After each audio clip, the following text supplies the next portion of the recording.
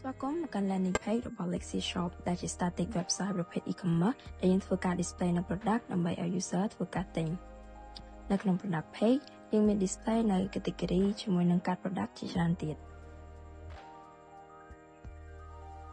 នៅក្នុង blog page យើងបង្ហាញអំពី skin concern ដែលជាបញ្ហាស្បែកមុខរបស់អ្នកប្រើប្រាស់នៅក្នុង about page យើងបាននិយាយអំពី purpose និង reason ដែលយើងធ្វើការបង្កើត website មួយនេះឡើង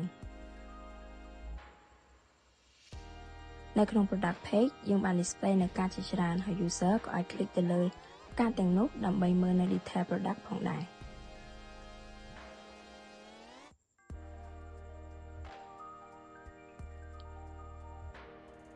សម្រាប់ blog page user ក៏អាច click ទៅលើ article នីមួយៗដើម្បីអានអំពី content របស់វាបន្ថែម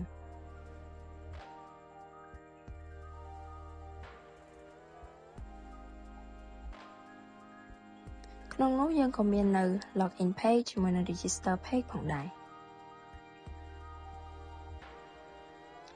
បន្ថែមពីនេះយើងបានបន្ថែមនៅ dark mode feature ដើម្បីឲ្យ user ងាយស្រួលក្នុងការប្រើប្រាស់ website របស់យើង